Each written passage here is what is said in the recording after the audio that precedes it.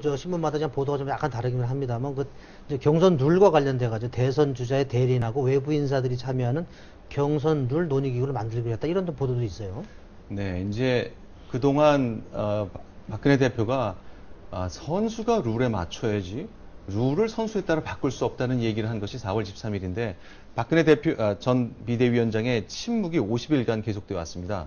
그 아직 침묵은 계속되는 가운데 새누리당이 그 외부 인사를 포함하는 그 조정 구성체를 하나 만들었는데 이것에서 앞으로 룰을 어떻게 바꿀지에 대한 논의가 시작되는데 사실은 박근혜 전 비대위원장의 생각이 워낙 강경하고 분명하기 때문에 과연 얼마큼 결과가 도출될지 그건 좀 두고 봐야 될 것 같습니다. 사실 원칙적으로 말하는 거는 뭐 동의할 수도 있을 것 같긴 한데 어차피 정치라는 게 좀 움직이는 거라고 생각은 되는데 잘 모르는 사람 입장에서는 너무 아무 얘기도 반응을 안 보이면 좀 소통을 안 한다 이런 부정적인 이미지를 줄 수도 있지 않을까요?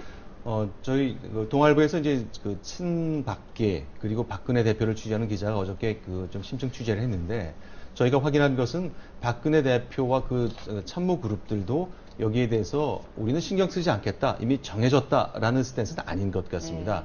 그 공개되지 않은 범위 내에서 각국의 경선 제도를 심도 있게 스터디한 것은 저희가 확인을 했습니다.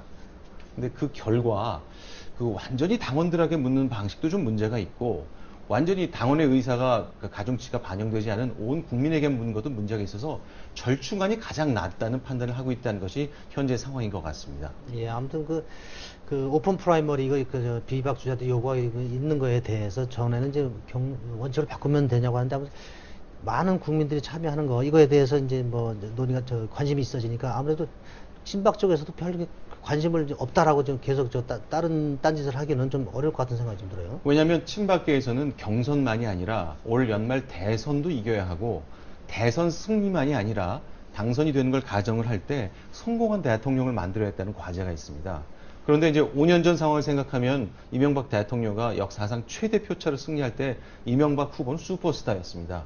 온갖 기대를 얻었지만 집권하는 첫 해, 두 채 불통의 이미지가 쌓인 다음부터는 어떤 말을 해도 잘 전달이 안 되기 때문에 이런 그 메신저의 문제가 발생하는 순간 성공한 대통령이 되기 어렵다는 점에서 지금부터 당장 박근혜 대표는 다른 사람의 의견에 귀를 기울이지 않는 것 같다. 이런 비판이 나오는 것에 대한 큰 부담을 갖고 있습니다. 예. 아무튼 뭐 지금 침묵하고 있는 박근혜 대표에 대해서 좀 관심이 좀 많은데 어떤 입장을 취할지 한번 지켜보겠습니다. 저희는 1분 뒤에 다시 오겠습니다.